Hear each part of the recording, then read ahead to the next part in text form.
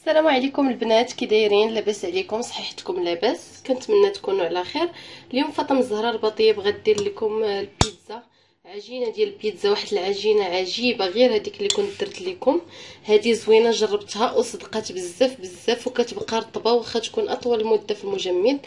بالنسبه لي انا هنا درت 500 غرام ديال الفورص، ودرت كاس ديال العنبه ديال الفينو، دقيق الفينو، درت شويه الزعتر وخمسة المعالق ديال الزيت ومعلقه سنيده والحليب بودره كيف ما كتشوفوا، 2 معالق، وشويه الملحه ومعلقه الزبده.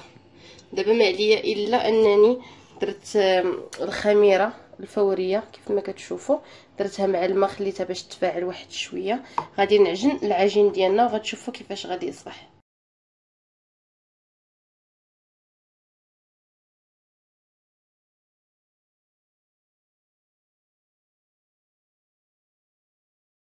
نتوما البنات كيف ما كتشوفوا معايا هكا كيصبح العجين ديال البيتزا ديالنا. كيف ما كتشوفوا تيكون على هذا الشكل، هذا تيكون عجين رطب. دابا غادي نخليه يختمر في هذا لوبول لمده نص ساعه حتى يضاعف الحجم ديالو، وديك الساعه عاد نشكلو. كما كتشوفوا معايا البنات انها من بعد ما اختمرت كتصبح على هذا الشكل هذا. دابا ما عليا الا نخرج من هذاك الهواء ونشكلها ونعاودو نطلقها. كيف ما كتشوفوا ان العجين رطب مع ديك معلقه الزبده اللي درنا كيجي غزال.